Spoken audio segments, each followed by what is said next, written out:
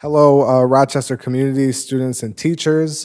We are excited today to cover our ESA, the Equity and Student Achievement meeting on Tuesday, January 14th, 2025. Today, we don't have too many items to cover. I want to also share that this will be the first meeting as a chairperson of this committee. Do want to give a shout out to the past chairperson and a thank you to the board for choosing me as a chairperson for this committee this upcoming year. As discussions go down, I know that this is one of the committees that is looking to be sunset. I am personally in support of this committee staying. But those conversations will happen as we go down the line with our governance training and our votes in around July and June.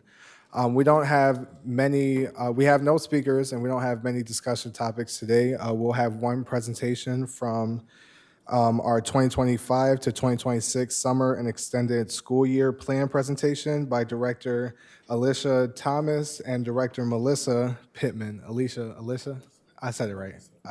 Okay, got it. And so I'm gonna welcome them up to come and do their presentation. And the floor is yours.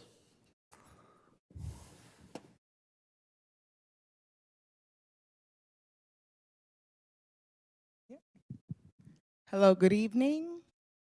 Good evening to Board President Simmons, Vice President Malloy, the rest of the commissioners, and everyone else who is here today. I am very excited to be here. My name is Alicia Thomas. I am the Director of Expanded Learning, and we are here for the Summer 2025 proposal, and I have with me the lovely. Hi, my name is Melissa Pittman. I'm one of the directors of special education. So today we are going to be speaking about what it is that we are looking to have in summer 2025.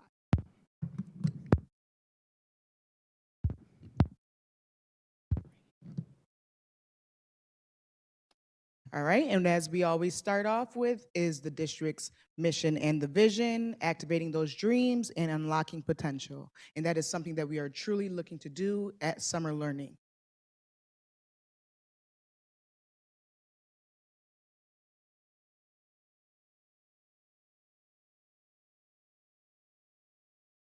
All right, and as you see here, the district has a wonderful mission and vision, and the expanded learning department really works to engage, connect, and accelerate our scholars, really focusing on that culturally relevant opportunities where they are connected with their communities, as well as having the opportunity for growth and development. This also gives our scholars the opportunity to explore during the summer, as well as to have safe and nurturing environments, which goes along with the district's core values. So you'll see here the district's strategic plan has really driven what we are doing in expanded learning department. We are looking to have the strategies aligned to what the district prioritizes. And you'll see here that the goals are aligned with what we are doing in expanded learning department, with a real big focus on goals 1A through 1D. And we are really looking in that sector to focus on not only our students in 3 through 8, but also our students in our high school to really make sure that they're getting back on track. In particular, this year, we are going to be focusing on goal 1D for our students who are off track in ninth grade. We are going to be working very hard to get them those 5 credits over the summer. So that is one of our major goals there. And we're also looking to make sure that we're increasing the amount of our scholars that are connected with the community, and by immersing them in new skills, internships, experiences that are going to continue to develop the whole child. That is extremely important for us as we're looking at what our goals are, as well as we're taking a look at goal 2C. This is a time for us to really look at our data now, right? So we want to look at the data currently that is there for 2024 and focus on the interventions and strategize to try and improve what our students are doing currently. So therefore, during the summer, they're really focused on acceleration.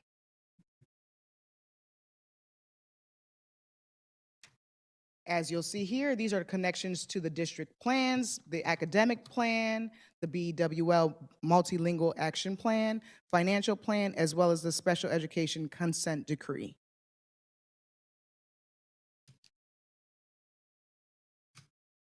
And I'm going to jump right into the wonderful opportunities that we are offering here at our CSD this summer, we have over 21 programs that we are trying to offer our scholars with a wide array of opportunities for them to have engaging, enriching experiences, to focus on bridging their summer gap, as well as acceleration and the opportunity for many internships.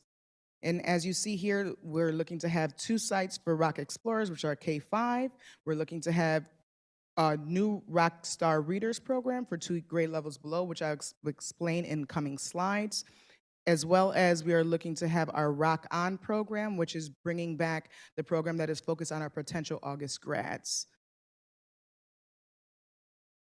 We also have here our additional programs that we are offering, as well as their funding sources. As you see here, we are offering programs such as Rock City Players, which are pictured there for you, as well as programs that are like our wonderful extended school year, both at our elementary level as well as our secondary level, making sure that we are providing our students with that 12-month support that they need. So that is very exciting for us this summer.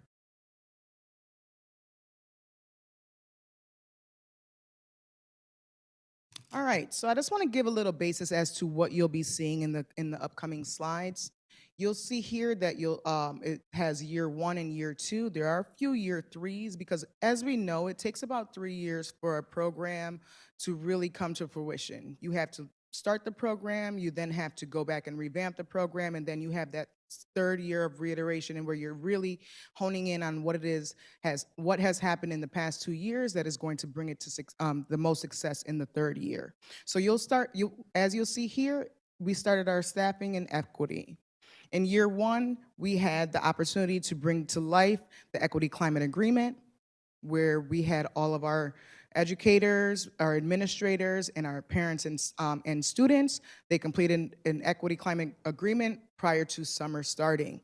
This also gave an opportunity for us to look at who we're bringing in and making sure that everyone is on the same page. We also developed a job description, right? So this year we're looking to really focus on bringing in a constructed, detailed job description for all of our support staff, because last year we focused on our registrars, our educators, and our administrators, and we're really making sure that everyone is aware of what is going to be happening during the summer, so therefore we can all have a wonderful experience. This is also going to be where the opportunity for us to focus on having more equitable, culturally responsive and equitable professional learning opportunities to serve all of our scholars, making sure that we are doing that starting now, and I'm going to be doing that in conjunction with the Office of Professional Learning, as well as the Rochester Teacher Center, so that we can make sure that we are exposing our educators to what it is that they're going to be engaging in during the summer.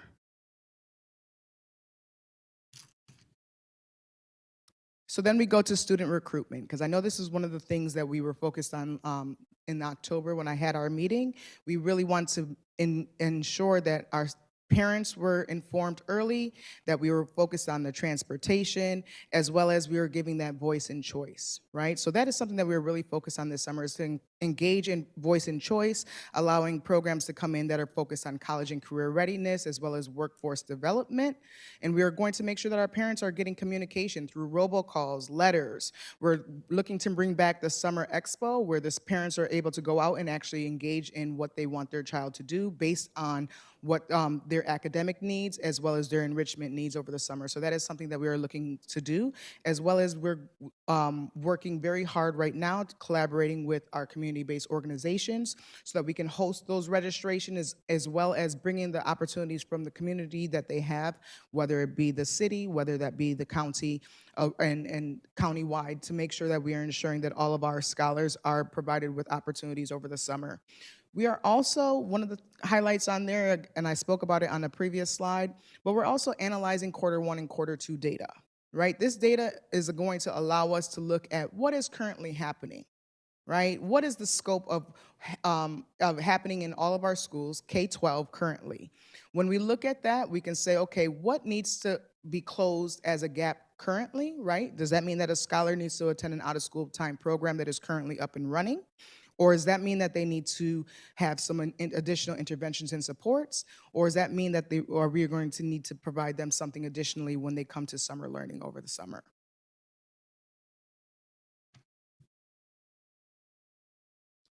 Okay, so our elementary programs are actually in their third year. We started in summer 2023, where we brought in the Who I Am curriculum. That curriculum is really centered around the students and the scholars in those 4 weeks. We really looked at the first year, we connected with the art centers. We were looking to have our additional sites to make sure that we are having accessibility throughout the community, as well as that summer we also had the Summer Expo. This past year, we increased our instructional time. We added additional writing components to our curriculum, as well as math standards, and we provided over 30 hours of professional learning for our teaching assistants. That was a major change for us because we gave the opportunity. I apologize for those words. We gave the opportunity for our teaching assistants to work 6-hour days where they really were empowered to be the leaders of their classroom. And that was something that was major for us. And this gave the opportunity for our full-time teachers to work an AM or a PM classroom shift. So in this third year, we are looking to continue the Rock Explorers programs at 2 sites, but we are also looking to bring in the Rockstar readers to support our Tier 3 students. And just remembering again that we are a part of the multi-tiered systems of supports. So when you're looking at everything, we're looking at and making sure that we're gauging all of our students' needs across the board. So the Rockstar Readers program is really designed to provide a targeted Tier 3 literacy and writing intervention for students who are currently performing 2 grade levels below proficiency.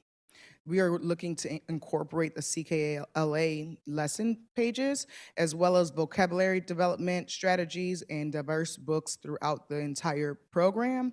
This program is looking to serve 200 students, and this is going to be a highly intensive 90-minute session, right? So we're looking right now to find a house of where we're going to host this program, but we're looking to serve those 200 students. But again, this gives them another opportunity for just to come in for 90 minutes to really focus in on 45 minutes of reading and 45 minutes of writing.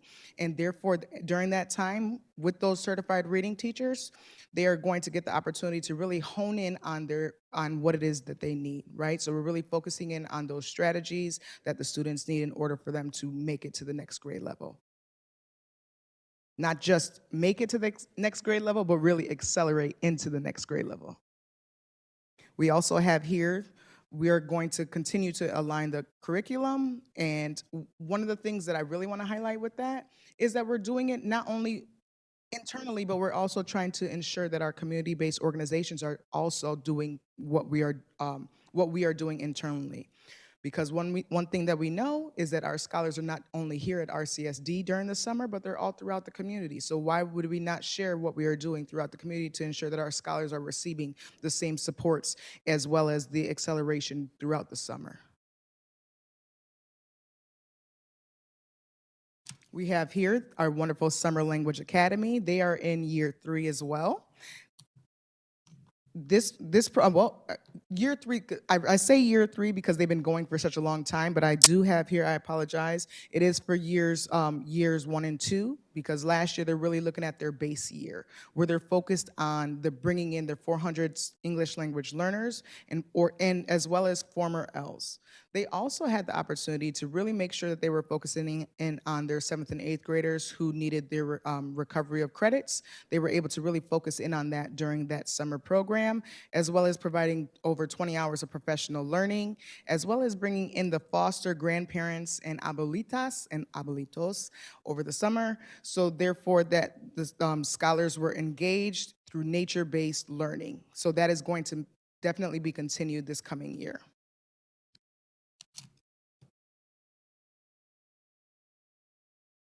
Our extended school year program provides services to our students with the most severe disabilities. It's a service that students have to have on their IEP to be able to attend.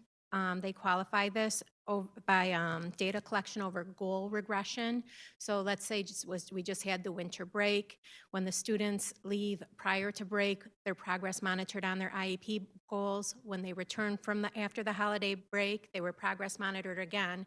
And typically our students that are most disabled will regress. And align our work with the NICED regulations of it takes anywhere from 20 to 40 school days over usually 8 weeks for students to get back to where they were. If it takes that much time, then the student should receive ESY services. It's not just an academic-focused type of program, but also it's a habilitation, daily living, related services, so students can continue with their mobilities. Their communication-related services are all embedded into that program.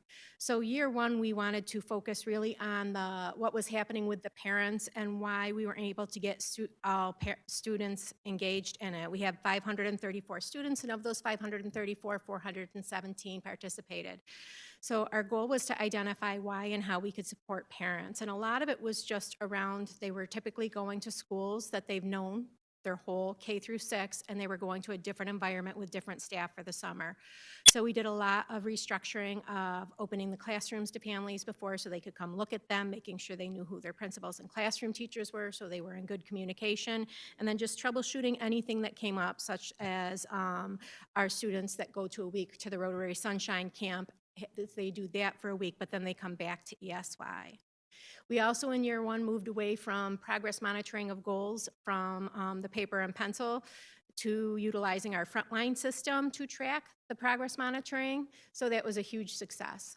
Then last summer, we continued to work with our families. Year one, we had 77% of the students who were eligible attend ESY, and then in year two, with our outreach to the families, that raised to 87% of the students who were eligible attended. We continued then to push forward with that progress monitor into the frontline system, and then how are we embedding them into lesson plans? Because it's not about increasing reading or writing level, it's working on reading and writing while we're trying to work on their habilitation and daily living type skills. And that's directly to each individualized goal for each of those 541 students.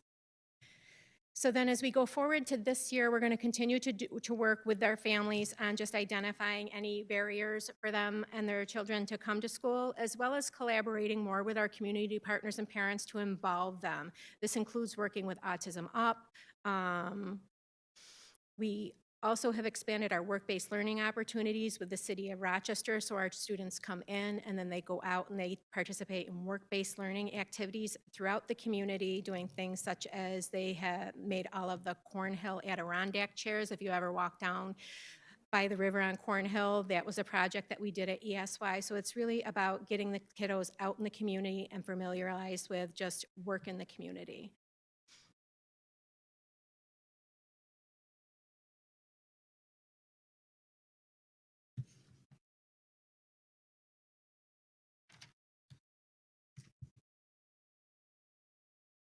Mhm. All right, so again, bringing it back to our middle school programs, and I just want to highlight again that through K through 12, we really took the time in the past year to focus in on our pre and post assessments, because I know that was also another concern, like what are students doing over the summer and are they showing growth? So we're really taking the time to focus on the priority standards to measure that growth. Again, looking at the with the content directors, we've really focused in on, okay, what are the high priorities and what are we here to measure, right? So we are looking to continue doing that, as well as we are going to we are going to reassess what we have from this previous summer, and we are going to really focus in on what is it that we really need, what standards we really need to focus in on this summer with those pre and post assessments, and as well as some of that iReady data. So when we're looking at our middle school programs, we are in year 3 for this program as well. We started off year 1 with the Rock Achieve program, which got integrated with our Career and Technical Education program to support enrolled needs. Okay, that program was partnered with our local community-based organizations and gave enriching field experiences for our scholars.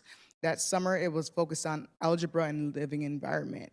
We then moved into year 2, where we focused on that Rock Achieve, where we are really focusing in on those 4 core courses, right? So we were making sure that our scholars who were off track had the opportunity to get back on track. But not only were they able to get back on track, they were also able to engage in the arts, as well as library experiences, esports, and e-gaming. When we're looking at that, they also had the opportunity to be involved in the Rock Vocademics program, which was a new program last summer, which was also focused on our career and technical education, as well as acceleration. Our students also were providing last summer with the opportunity to collaborate with the city of Rochester in order to go swimming. So we are looking to continue all of those things this coming summer, as well as continue to enhance our programming. So this summer we are looking to integrate the optics program into our Rock Vocademics. We are looking to embed the opportunity for machinery for students to focus on IT, where they are really able to rebuild computers. That is really going to be our highlight for our 7th and 8th graders this summer, where they're getting to do that experience in that 4-week span. We are also looking to continue collaborating with our community-based organizations to provide additional enrichment and field experiences, because as we know, our scholars really need the opportunity to explore the different career paths that are here, as well as the opportunity for them to see what is here in our community, because oftentimes they live in the community, but they're not even aware of all the programs and opportunities that are out here. So they're getting the opportunity we're looking to collaborate with the city of Rochester again. We're collaborating with the Monroe County to really make sure that we're bringing in all of the programming that is out there to say, okay, how can we get our students to go canoeing this summer, right? How can we get our students to really get to go roller skating or doing some very engaging opportunities over the summer experience? Even though it's short, we understand that it is extremely impactful. We also are going to look to divide the Rock Achieve program, which last year was in one site. We are looking to definitely have that in 2 sites this upcoming year, with the focus in again on making sure that our scholars are back on track, as well as accelerating during that summer experience. We are also looking to potentially have another CTE program that is going to be integrated into that Rock Achieve program. So scholars are not only getting the academics, not only getting the sports, not only getting the arts, but also an opportunity to focus on some career paths. We are also going to look to integrate and have authentic writing opportunities for our scholars through project-based learning experiences. One of the things with our middle school program that we found, that's okay. One of the things that we found is that we're also going to look to have pre-registration. So the scholars who really attended over 80% of the time last summer, we're really going to try and make sure that they're enrolled first, right? So they're getting the opportunity to really say, you know what, you wanted to be here every day last summer. We really want to give you the opportunity to enroll and have the opportunity to return for year 2 of their programming. So as we look at our high school, we are looking and focusing on year 1 as last summer, and this coming summer as year 2. So last summer, we really integrated our August grads and bilingual education and world languages programs into one of our Rock Discover sites, which was very successful. We also designed the curriculum with the pre and post assessments for all of our courses, and that was something that we're going to continue to mold and work on, because as we know, we really want to see that data. We really want to see exactly what is happening over the summer for our scholars, as well as we're going to improve our registration.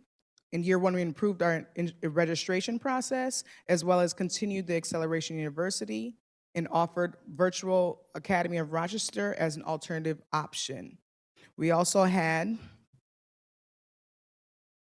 So for the summer of 2024, the Special Education Department Transition Team supported our summer programs in helping them with transcript reviews of the safety net. This directly aligns with our work for the academic plan, as well as the consent decree on graduation rate. Prior to this, they did reviews of transcript and exam needs. Before summer started, they would give feedback to the registration team. Allowing them the opportunity to come and work right in our summer program better aligned the needs of our students, so now they could meet with students, make sure they were engaged and signed up for Access VR or OPWDD or whatever community transition service they need for what comes next. So it went beyond just, okay, they have 22 credits, they need this exam, or which safety net are they eligible for, to direct work with the students on that portrait of a graduate, getting through the graduation through August, but also then what comes next and fill in that gap. All right, so as we look to summer 25, again, we're going to refine that curriculum, and we're also having a Rock On program, which is again centered on our potential August grads. This is an opportunity to really make sure that our students are ready to go to the next level, whether that be a career path, whether that be workforce development, whether that be onto college readiness, right? So really focus on those scholars to really make sure that they are getting the supports that they need over the summer, as well as we're focused on our Rockmore Academy interns, which is for those 9 go 10 scholars who are off track currently that are getting back on track for the summer programming. This program is very special. It's a 6-week program that is designed with a dual approach. This approach allows the scholars to really focus in on the academic portion where they can either go in the morning or in the afternoon, as well as they're getting the opportunity to have their real world experiences through paid internships for half of their day. So that is really something special that we are working on for this year, to really bring in our scholars to make sure that they're not only getting the academic portion, but they're also getting the opportunity for a summer internship. So we are working in collaboration with the community to make sure that that can really come to fruition. And that is it for us. We are very excited for what the summer has in store, and we are always looking for your support, and we look forward to having you all out in our schools and our programs this summer. Thank you, guys. Appreciate the presentation. I want to remind the community and the listening audience that anything that is presented tonight is available on board docs, RCSD board docs, and so you can access it through there just in case you weren't able to see some things on the live today. And I'm going to open it up for questions, but I want to start off very quickly with a quick question about the CTE programs that are being planned over the summer. My question is, when the students are finishing these CTE programs, are they leaving with a certificate that they may be able to put on their resume or some kind of academic achievement? If not, that's fine. I just wonder what that would look like. But I think it's also important for our middle school students to see the different career options and to be able to choose from there. But I think it will also be beneficial if they had some kind of certificate or something that they can bring out with it that they can put on their resume that may help them in the future. Thank you so much, Mr. Santiago, for that question, because that is exactly what we are looking to do. Unfortunately, we know that for our middle school students, when they're in the 6th and 7th grade, that's more of the awareness phase for them. They can't really obtain those credits, but that's something that they're really working towards, right? So one of the things that we were thinking about is it can really guide them as to choosing a high school that is geared towards what it is that they're focusing on. But for our high school scholars that are engaged in our CTE programs, we are looking to really help them to obtain credits, not only high school credits, but those students who are working on the 11th and 12th grade end, really trying to see if we can collaborate with our local community colleges to get them college credits. Great. Thank you. Also, any of the CTE work they do this summer, if they're working towards their CDOS credentials, so beyond their high school diploma, that career and technical employment ready, those hours will count towards that CDOS credential as well. Okay, that's great. And I hope that that's getting out to the students so they know, that these are, farther opportunities. I think if we can get to a place where we can get our young people with certificates and things that can help them once they leave our district, we're able to create a pipeline of success. And so looking forward to things of that sort. Is there any questions from the board? I'm going to go down this way. I'll start with Commissioner Griffin.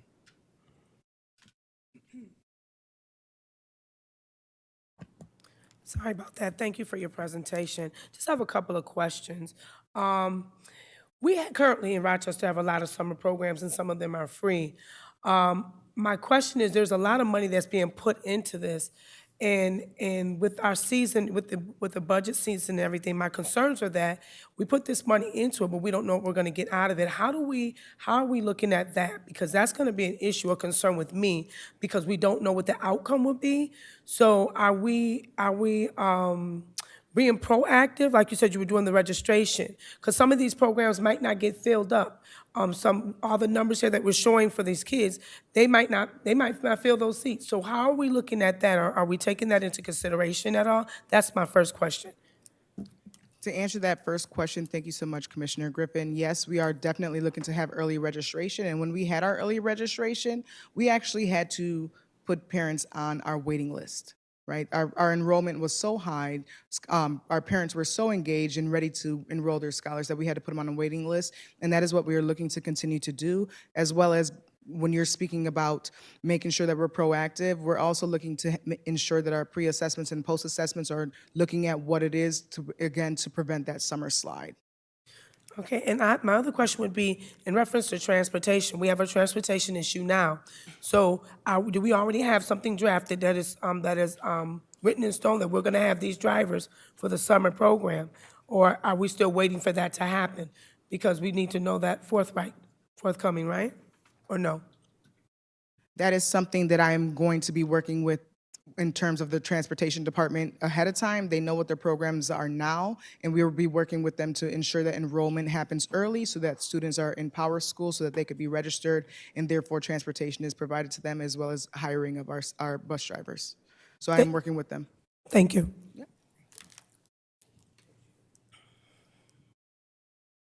Good evening. Tell me a little bit about the esports program, who you're collaborating with, and just what that looks like. Okay, yes, currently we are working with, I'm currently working with the executive director of CTE, and we are looking to see exactly which organizations we're going to be working with. But last summer, when we had e-gaming, we actually had RCSD teachers who were able to lead those courses. So I'm not sure that we'll be working with a community-based organization for that, but last year we did again have a teacher on site who is an RCSD teacher who was able to give the esports course. I would advise you to reach out to Irondequoit. Irondequoit, I've spoke to their superintendent, and they have a very good program over there that's been up and running for a couple years now. I was at one of the Monroe County school board meetings and had an opportunity, or they had an opportunity to present on esports.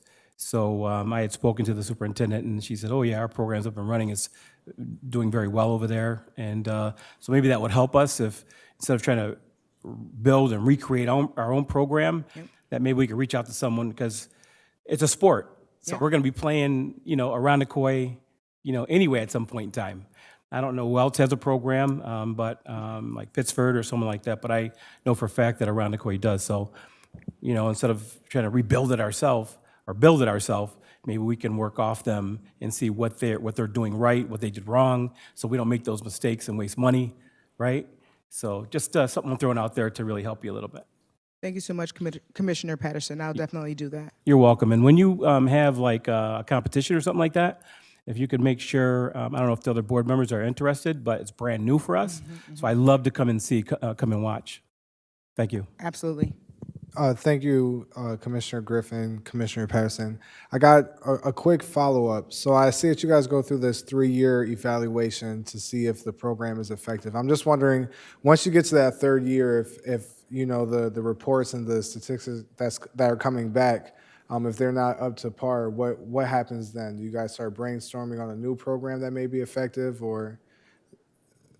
Thank you for that question. That is exactly what we are looking to do. We are looking to revamp throughout those 3 years, but once it hits that 3-year mark, really saying, okay, do we need to go in a different direction, right? Are we still aligned with what the district has in mind? Is the program on par for that, or do we need to go? Do we need to realign ourselves? And we actually do that throughout those 3 years, and that's where I have that 3-year breakdown. As the data comes in, as we get the survey data back, as we look at our pre-assessments and post-assessments, whatever that data shows, we are then going in and directly saying, okay, we need to, as you see this year, bring in Rockmore Academy, right? We need to bring on Rock On. We need to bring in additional programs like our Rockstar program for our students that need that Tier 3 instruction. So those are the opportunities that we look at each year. We say, okay, where are we and where do we need to go next? Thank you. Next, I'm going to go to my left. Okay, thank you so much. First and foremost, I want to acknowledge the chairs at the Cornhill Landing. Those are gorgeous. I remember seeing them and learning. I think the students came from Edison, and I sat in them, took pictures, and I see a lot of people using them. So those are very nice. And I also want to lift that I'm excited to see that Acceleration University has continued. I do look forward to getting out this summer to see some of our other summer sites and what's happening. And also the fact that we're working on our middle schools to ensure that not only are they getting instruction, but we want to expose them. The enrichment is important because I believe that does expand the mind and understanding of what the world has to offer as they, which will drive academics potentially. I do have one question, and I believe it was slide 6, similar to what Commissioner Griffin raised, but a little bit different. So again, I recognize the costs associated to run programs at the level that's stated there, the number of students, I think that roughly is about 4,000 students there. With the dollars, is there flexibility in the dollars? So for example, if the attendance, recognizing that you are strategically trying to proactively get the kids on and registered, if the attendance does not work out to be what we are anticipating, what happens to the dollars? Are we stuck there, or are the dollars tied to the number? How does that work? Thank you so much for that, President Simmons. That is actually not tied. So if you see there, it's a total estimated cost. So we project exactly based on the cost per student. If we were to have those 500 students, that's where the cost would potentially be, right? Understanding that transportation increases every summer, and I have that down there. Supplies as well as salaries increase because it's a new fiscal year, so the increase in salaries. But we also have in place a staff reduction policy, right? So if the students do not, if we do not get 500 students for a program, we can then look at the staff reduction policy to decrease the amount of educators that we are providing in each of those programs. Okay, so based on registration, we'll use the 2 Rock Explorers at the top as an example. Correct. You're anticipating 500, that would be perfect at $300,000. However, if registration caps at about 250, you are gonna, the cost would adjust accordingly. Perfect, thank you so Yes. much. Commissioner Malloy.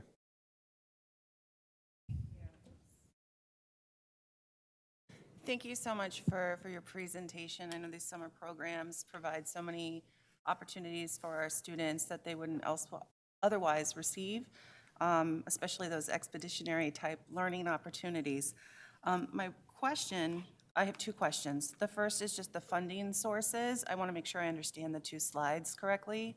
So slide number 6 and 7, so you have like the total cost of those programs. Are those estimated costs then, is that what's being described in slide number 7, like the funding sources for all of that?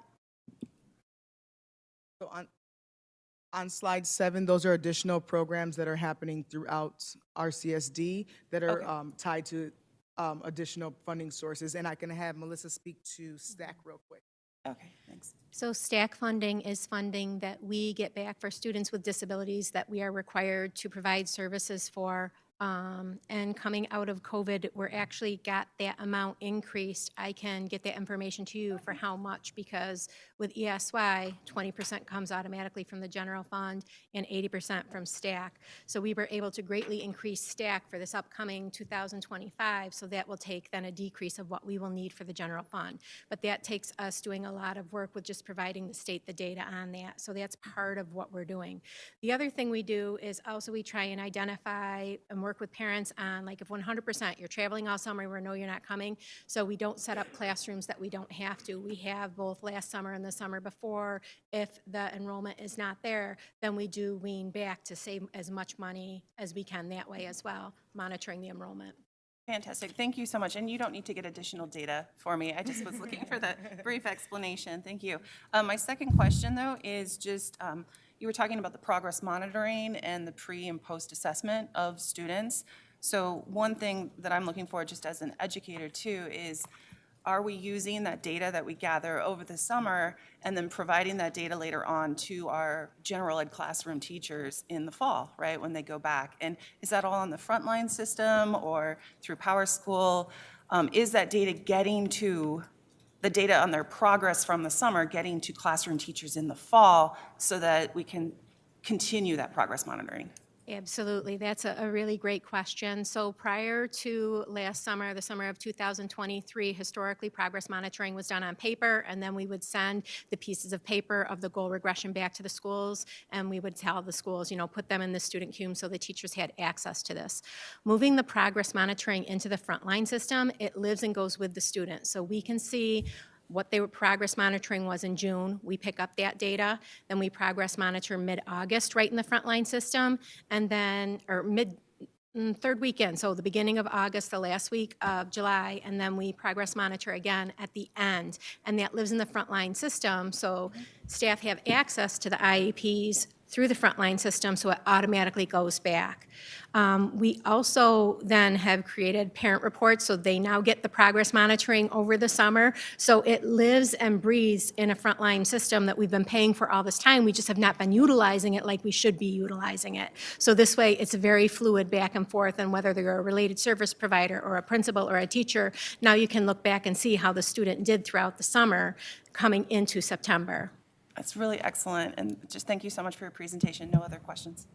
Thank you, Commissioner Malloy. Commissioner Elliott? Thank you. Let me just start off by saying to our district, am I good? Okay. To the district and to our students, to welcome back. And I'm hoping that this spring semester that we are doing our due diligence to ensure that our children have a successful academic year. So I just wanted to share that, and finish strong is what I'd like to say to all of our staff and our students. So we have to reach a goal for our strategic plan, and I'm hoping that we will be able to do that. So my question has to do with how much is this program costing us? And is it in line with our budget? Because I don't want us to have to go to the fund balance for any money. And let me just direct that to the superintendent. I don't want us to have to go into, we've got to be able to spend within the confines of what the budget is. That's going to be crucial, particularly because we don't know what the Trump administration is going to be like. So we need to be saving and being as creative as we can with the dollars that we have. So I'll say that because the other piece is the attendance rate. I mean, if we've got this program and students are not coming, and you've got good programs, but at the same time, we're not having impact on the academic success of our children, is it really worth it? Is it cost effective to do the program at the level that we may be doing it?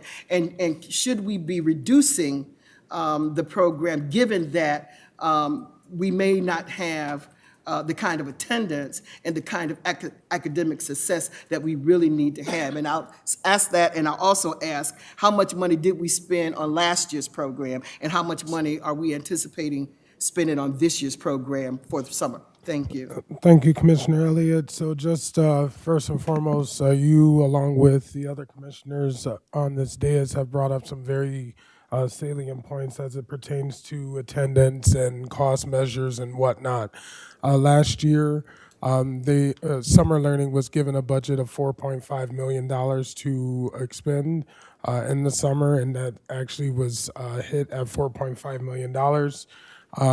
With ESY, which is extended school year, which is generally, which is attached to a child's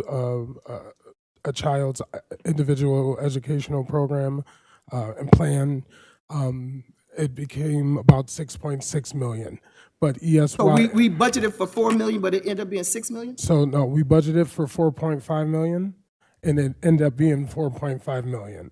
Okay. But what I'm saying, for extended school year, that is actually a requirement as per the individual education plan for students with disabilities that drove up the cost to 6.6 million. But as you saw in the one slide, there's different funding sources for our extended school year program. You asked also about The attendance rate. the attendance rate. So the attendance rate did vary in certain cases. We're talking around 55% for the elementary programs, 60% for of academics.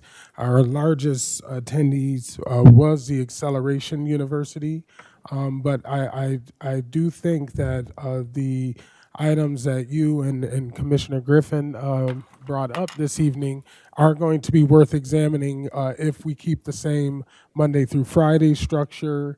How does that necessarily look we might have to operate a little different because there will be no dipping, into any balance for the summer program. So We if just we, have to have an allotment. all right, so if Yes. we, no, I'm sorry. Sorry. So if we already know that the attendance rate in some of those programs are almost half, why aren't we developing the budget from that data? I mean, it doesn't make sense to me if we already know that there are some classes that have a 50% or 60% attendance rate. Why do we need the same amount of funding for those programs? I would say, as Director Thomas had stated, when the application comes out, it's like overwhelmingly with a lot of responses, and then what happens is, those individuals show up at the school, and as the school year, as the summer program goes on, it dwindles, and then they come back and things of that nature. But you're right, absolutely, we may have to design a Yeah, different. because we know that over the years. That's been typical over the years, that people will register, but they don't attend. And so, when we talk about data, it would seem to me that we would be able to utilize that data in order to configure the number of people, number of students, number of resources within the program. I don't want us to continue to say because people are registered. We've got data, and we've got to utilize that data in a way in which is going to show responsibility from a financial perspective. Yes. Thank you. Absolutely. Thank you to everyone. I also want to very quickly add is that these programs are important for our students, and I was able to go to many of the programs and see our young people in the space. And so we thank you for these programs. There may be in some situations places that may have to be restructured to ensure that our attendance rate is higher in these areas. Even when it comes down to what we're covering, of course, the transportation is always something, but the interest that the students have, because if the students are super interested in what's being covered, they're going to be there. And so if we can start speaking to the students and seeing how these programs could look that's more interesting to them, where they can learn something that's going to be beneficial for their lifetime, but they're also interested in what they're learning in. And I know the accelerated program kind of does that. I remember being there and they were teaching hip hop classes and students were getting credits for that. And so, if we can get more into that and follow that model. But other than that, thank you guys for the work that you're doing. And we'll see you during the summertime. Thank you. I also. Thank you so Yes. much. Yeah, thank you. I also want to let the board know that we have a report inside of the board docs called Instructional Strategies. Please review that report. The public can see this report also on board docs, RCSD board docs. Please complete the board meeting survey. And other than that, can I get a motion to adjourn the meeting? Motion. Motion by Commissioner Griffin, seconded by Simmons. Can I get a vote? Yay or nay? Sorry. Yay. All the yays say aye. Aye. All the nays. All right, thank you. The meeting's over.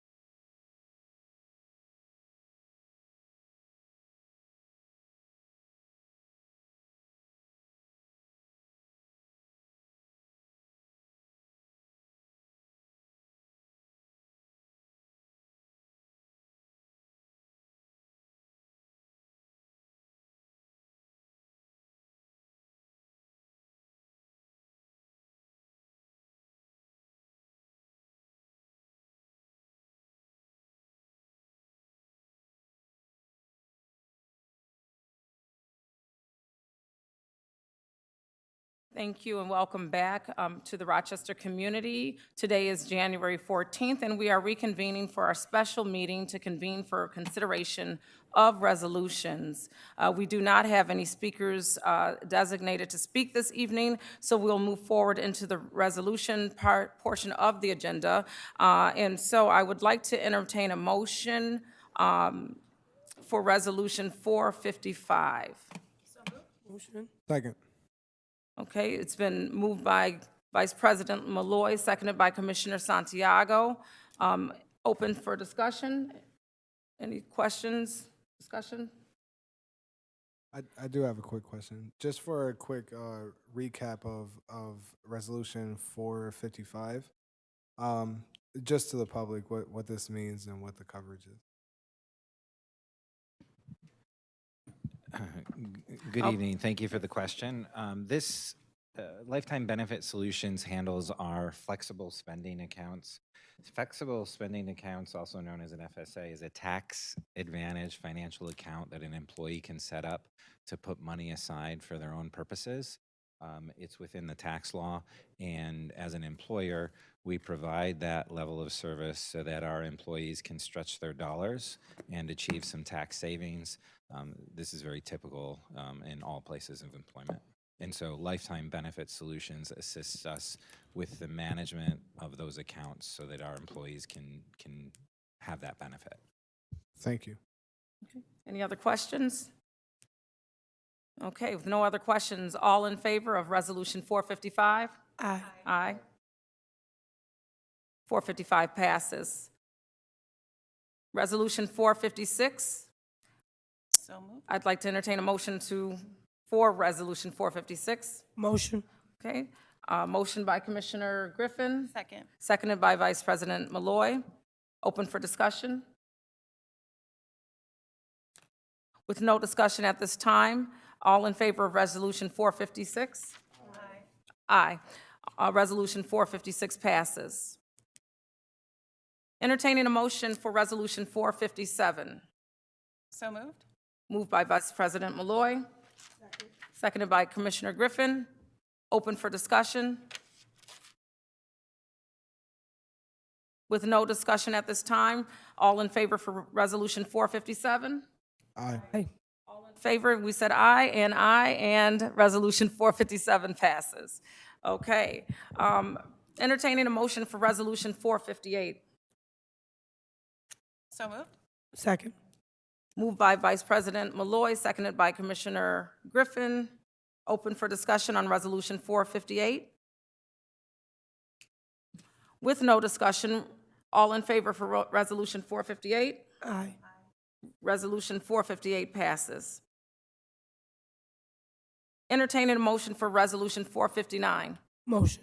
Motion by Commissioner Griffin, Second. seconded by Vice President Malloy. Open for discussion. I would, on Resolution 459, like to just briefly make a comment. I believe this is the correct resolution. Yes, and I'd like to just recognize Eddie Blanding as he is retiring at this time. Thank you for your service, and thank you to all retirees listed here. I just particularly am familiar with Eddie Blanding, but thank you for your service at this time. With no further discussion on Resolution 459, all in favor? Aye. Aye. 459 passes. Entertaining a motion for Resolution 460. Motion. Motion by Commissioner Griffin, Second. seconded by Vice President Malloy. Open for discussion. With no discussion, Resolution 460 passes at this time. I'm sorry, all in favor for Resolution 460? Aye. And aye. At this time, Resolution 460 passes. Moving forward, entertaining a motion for Resolution 461. Motion. Motion by Commissioner Griffin, Second. seconded by Vice President Malloy. Any discussions regarding Resolution 461?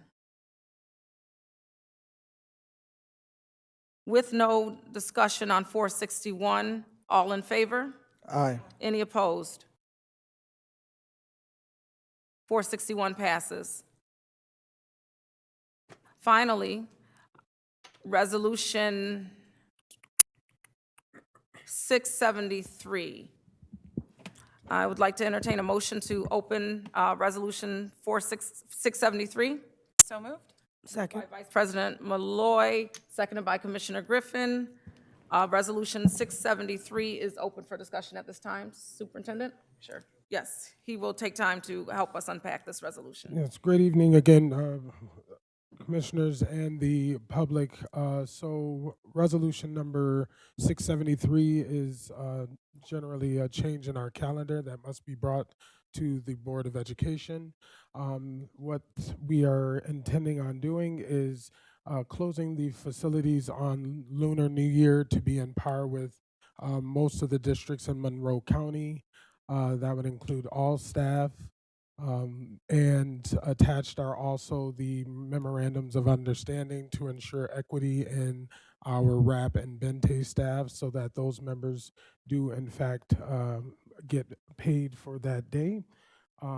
We again would be in line with many other districts in Monroe County. Now, one of the things that I also have proposed here is that on May 22nd, that was originally slated for 1/2 day of instruction. I am proposing that be a full day of instruction. So that is a benefit to our kids and our families. We are continuously evaluating our half days as attendance has not been so great.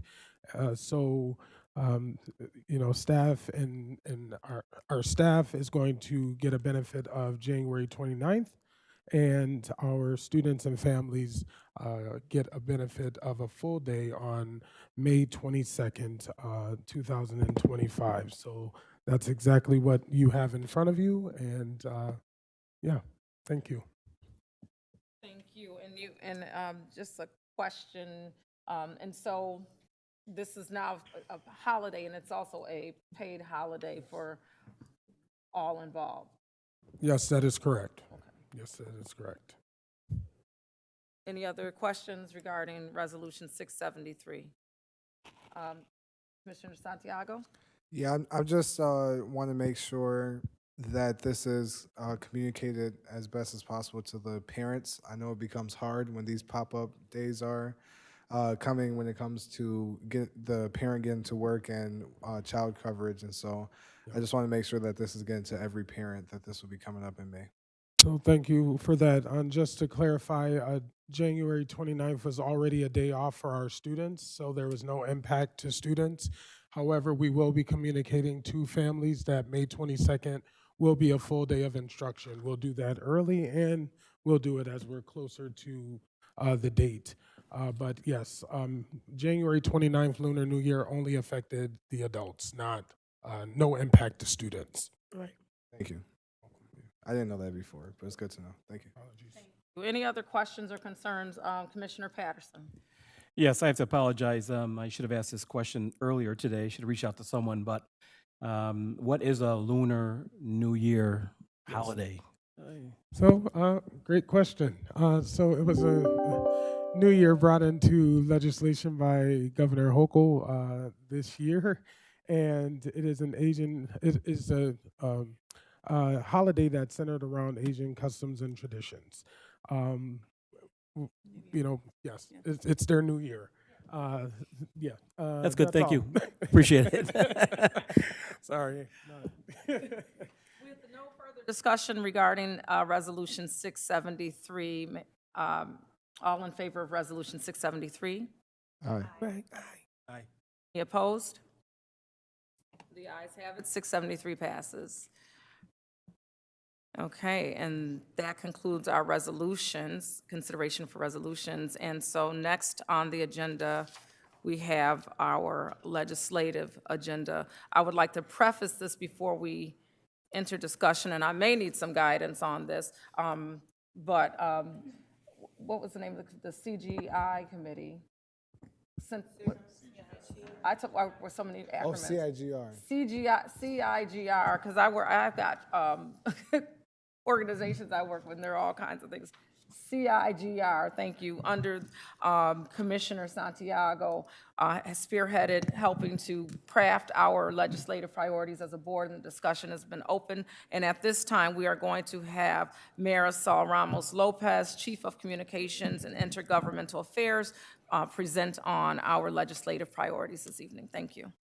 Thank you. Good evening, President Simmons, Vice President Malloy, and Commissioners. I'm excited to be here to talk about our 2025 draft legislative priorities. I want to thank Commissioner Santiago for the work that we have been doing. CIGR is no longer a committee. However, we have been working diligently since last year to put this agenda together.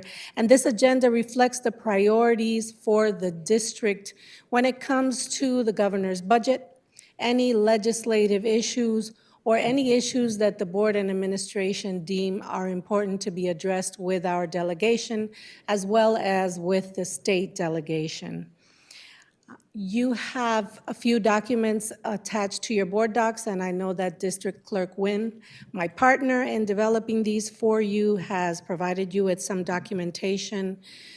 We have some items that continue to be a priority, foundation aid being one of them, as it determines one of our largest pots of funding for our budget. This year, we are aligning, as we have in the past, we are aligning our foundation aid priority with the Big Five. As you may be aware, Governor Hochul gave her State of the State address earlier today. She did outline some educational priorities. She did not speak on foundation aid, and therefore that particular priority will be revised and brought back to you when we understand the depth of her budget and that particular recommendation. This year's legislative breakfast will focus and showcase our career and technical education programming throughout the district. It is going to be held at Edison High School, where a majority of our CTE programming is taking place. However, we will have other schools and programs that will be featured in a gallery walk so that our participants, specifically our delegation, understand the breadth of CTE programming that we have in the district. And so it's very important for us to continue to advocate for additional funding for CTE programming. One of the elements that we're also looking at is expanded funding from the state for 9th grade coverage.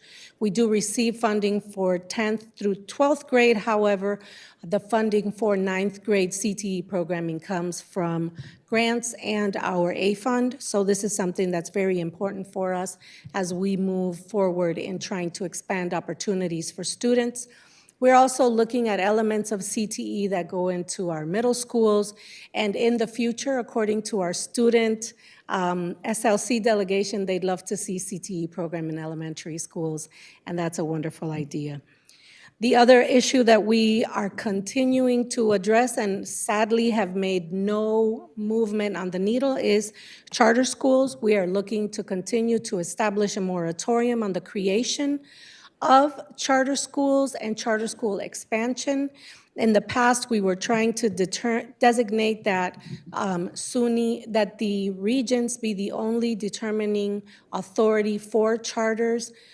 Sadly, that is an issue that we have taken off the table because we do not see it coming to fruition anytime soon. However, we continue to advocate for a moratorium and a limit on charter school expansion. The next priority that we are going to talk about is a new one for us, and that's specific to the facilities modernization program. As you may be aware, we're entering our phase 3, which is the final phase of facilities modernization for the upgrade of our facilities. And what we're looking to do is expand the timeline and increase the funding allocation for phase 3. The current schedule is overly compressed, and concerns surrounding adequate labor and rising supply costs pose significant challenges for us. As we continue our configuration of schools, this adjustment is critical to ensuring the successful implementation of the plans that will modernize and optimize district facilities. So one of the things that we're looking to speak with our legislators about is a possible extension to Phase 3, that with it comes some additional funding to mitigate the cost associated with materials as well as finding enough labor for it. One of the issues that we know we're going to face when it comes to labor and construction is the new Buffalo Bills Stadium is probably going to be taking a lot of the construction workforce, therefore putting us at a disadvantage when it comes to trying to meet the deadlines that are already part of Phase 3. Next is our local costs and judgments. We included this as a priority last year. It continues to be a priority this year because we have issues with plaintiff-oriented legislation and the cost associated with dealing with those within the legal system. If you have any additional questions on this particular priority, my colleague, General Counsel Neal, can provide you with additional information on that. We continue to look at pre-K special education as a priority for the district. We do not have equitable funding when it comes to receiving funding for pre-K, and we are a very high needs district. 71% of the state's pre-K, pre-kindergartens are educated in the Big Five. So the majority of pre-K students that are in special education are served by Big Five districts, and Rochester is no different for that. So we are looking for reimbursement of pre-K special education funding, and we'll list this as a priority in looking at the potential for expanded pre-K services in the future. We move on to social, emotional, and health services, and this priority continues to be an issue for us. There is a $1.2 million allocation for the Rochester School Health Services Grant. Rather than incorporating this into an annual allocation, the governor makes the determination with her budget. What we're asking the governor to do is to add it to a continuous funding source so that we are not in limbo when it comes to how to utilize these funds and provide the mental health services provided for our students. Today, the governor's state of the state did include 2 mental health priorities, so I'm hoping that this gives us the ability to receive the funding that we're asking for, and one is providing high schoolers with teen mental health first aid training, and the second is supporting youth mental health in after-school programs. So I'm thinking that if the governor is going to support after-school program mental health, she's going to support in-school mental health programs. So that's something that we will be advocating for as we go to Albany and speak with our delegation. And finally, looking to provide adequate funding for student aid and staff devices, and to dedicate funding specifically for cybersecurity and data privacy.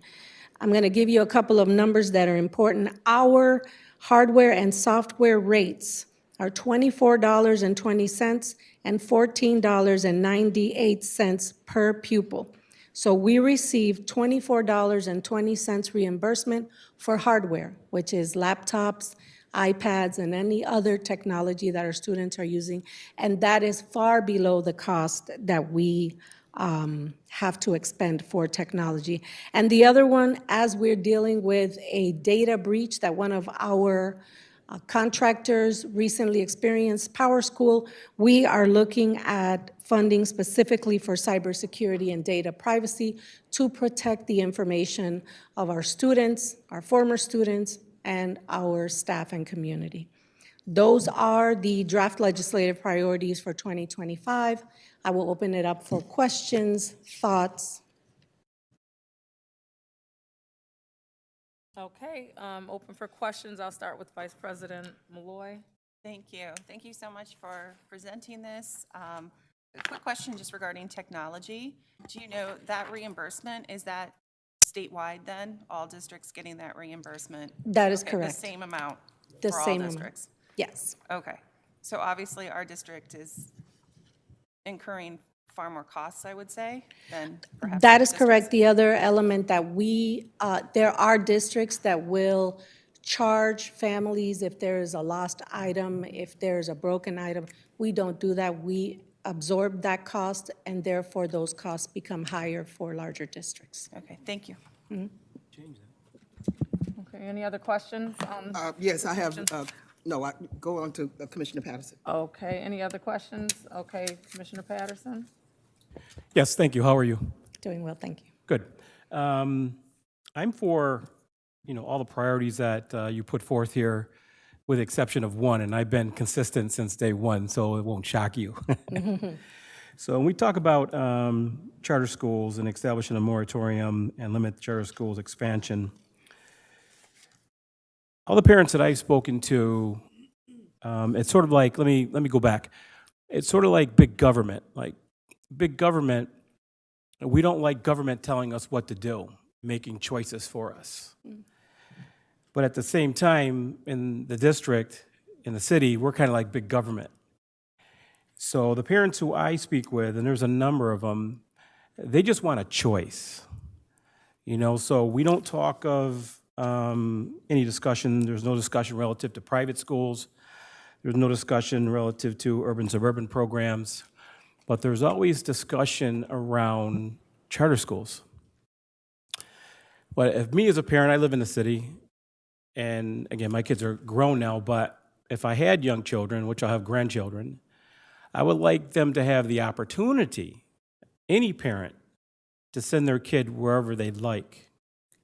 But for me, like I said, it's competition. It's like Wegmans and Whole Foods. You make a choice. And I think that, especially with this new board, we're going to do better, right? We're going to hopefully, work on those reading rates and make sure kids are reading on grade level and kids are graduating on time, that their CTE, career and technical education, prepared for their futures, things like that. But I still think that where we are right now, that parents should be given that opportunity, to send their kids, wherever they like, just my personal opinion. But yes, I know we're going to do better. I know we're going to be successful, and our kids are going to be successful. I feel that in my heart and in my spirit. But again, I think it's important that we give them that choice. I don't think it should be a legislative priority out of these priorities. The other ones, I'm with you 110%. But this one, I've always been consistent on, that, we should give parents, I think, the choice where they want to send their kid. Thank you. Thank you, Commissioner Patterson. Did you already go, Commissioner Griffin? No. Okay, I'm gonna go, and then because I want to work my way down. Go ahead. Thank you. Did you have one? Thank you for the presentation. I don't know if it's so much a question, or is it just maybe a concern, or a little bit of both. With the Rochester, and I just want to make sure I'm saying this right, the Rochester Joint Construction Board, okay, they are a part of the remodernization and all of that, right? They do have a consultant that assists them with the facility modernization program.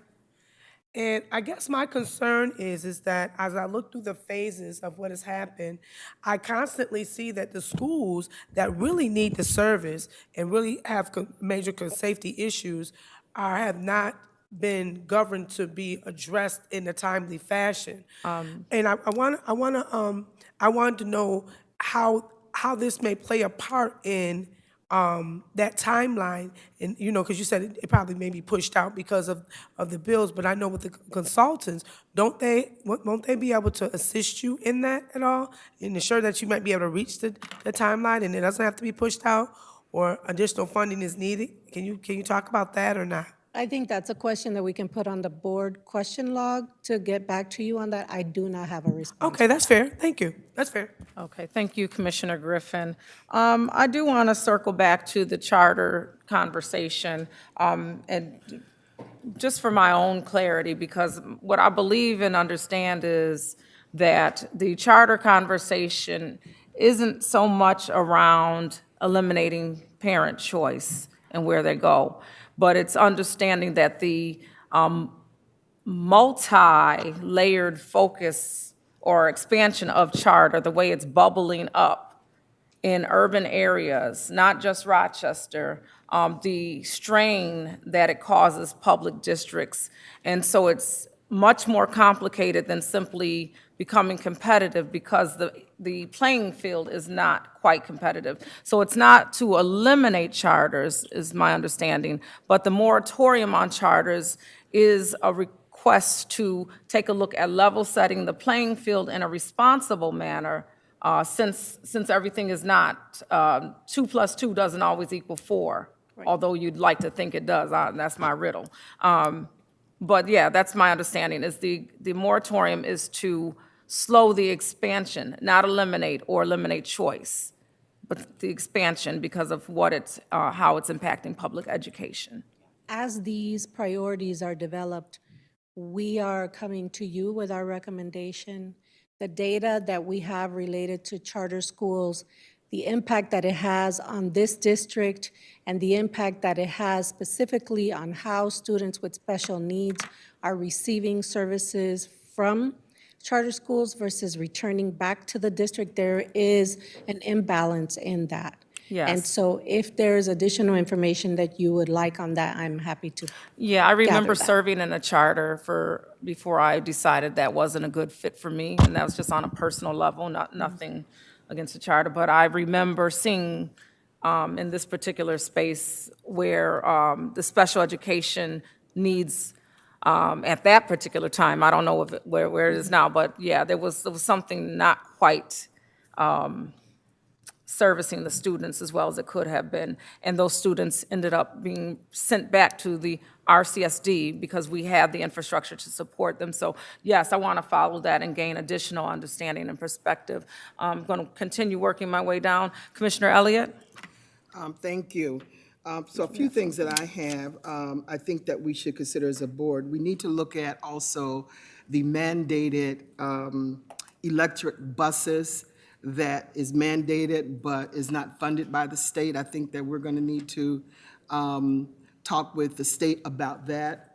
We don't even know how much that's going to cost. We don't know with regard to the, what do you call those kinds of things, the electric stations that you need to, Charging stations. yeah, the charging stations that we need to have. So I think that's something that we need to look at. How do we advocate against? Because on the state level, it has not been fully thought out in terms of, you know, just the whole piece about the charging station, the cost of that. So we have to begin to talk about that. We also need to include on the legislative agenda the attendance definition. You know, we've been talking about that for a very long time.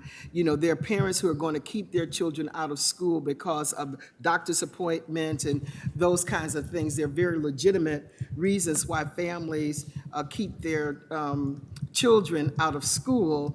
And also, you know, we've talked about if there's a half a day, for example, you know, kids are not going to always, parents are not always going to send their kids to school if it's a half a day. So I think that we need to begin to start talking about how do we advocate that definition of attendance be changed, because when it is in its current form, you know, people out in the community think that we have, you know, these kids are all out and they're making, you know, this high absentee rate. And there are causes for that. There are reasons why it's based on the state's definition. So I think that this board needs to also consider that. I don't remember why we took the transportation eligibility item off, but I think that we still have to fight that. There's some other conversations around the fact that there are other school districts that have received that, the eligibility been approved for, and we have not been approved. So I think that we have to continue to fight for that. I think that's very important. And that also impacts attendance. So I think we have to continue to look at that. And then lastly, I think that we have to look at the definition for certification. We have to look at, you know, how do we talk with the state about redefining what certification is. And I do know that when we were at the Big Five conference back in November, I believe it was, that there was some conversation around, I remember the chancellor talking about there may be some opportunity for discussing the redefining of what teacher certification is. And so I'm hoping that we can put those items on the agenda as well, if this is something that the board approves of, because those things are very, very important, I believe, to the success of our children's future academically. Thank you. Thank you, Commissioner Elliott. Commissioner Santiago? Yeah, thank you for the work that has been done in the background to finish up a presentation of the legislative priorities. The CIGR, the Community and Intergovernmental Relations Committee, is over, and so the process in which this breakfast and the legislative priorities were processed formally won't be the same. But a couple of things that I wanted to quickly add as we're looking at the future legislative breakfasts and how they'll be organized. Some of the things that I ensure that was added as I took the chairmanship the beginning of last year. And they'll start taking into effect this year with this year's breakfast, but I hope that some of that is continued as we continue to have legislative breakfasts and agendas. And one of those is in the past, the legislative breakfast happened in March. And the problem and the look of effectiveness when it comes to March compared to now moving it up to February is usually by that time the governor has already made many of her choices, the state legislature has already made their priorities. And so one thing that I pushed for as a chairperson and of course got support was to make sure that this upcoming legislative breakfast is pushed to February instead of March for effectiveness so our state representatives can get this information and actually have time to apply it. Another thing is, one thing that I really pushed on with being the chairperson going into this next breakfast was the focus on CTE. I hope that that's something that continues with the breakfast, is pushing in on CTE and focusing on our students and what they currently have and then what we can get to in the future. And lastly, for this current legislative agenda, I did speak to SLC, our Student Leadership Congress, for student input. I presented the legislative priorities, and they agreed with legislative priorities, really holding on the mental health priority and the CTE priority. Thank you, Commissioner Santiago. A lot of wonderful legislative priorities. Thank you, Clerk Nguyen, for reminding us that the state of the state from the governor did come out today. I tuned in briefly, ran into another meeting, so we do have the opportunity to go on, and I would encourage the viewing public, if you have not been able to look at that, look at the state of the state from Governor Hochul to see what the priorities have been listed there. We currently, as a district, have 8 that were outlined this evening. And I think to Commissioner Elliott's point, there are some other pieces that we might want to consider. I also recognize that we want our legislative listing to be as concise and pointed as possible so that folks don't get lost in minutia. And so making sure we lift the points that need to really make an impact here in the district will be vital for us as a board. And so I'm open to those additional conversations. Any other conversations at this time? Okay, I think that will close the discussion around the legislative agenda, at least at this particular time. If I may jump in, President Yes, Simmons. yes. We do have a timeline associated with the approval of these as the legislative breakfast is on February 8th. And so I will defer to Clerk Nguyen with relation to how we continue to answer the questions that were brought up today, as well as address any other concerns that you have.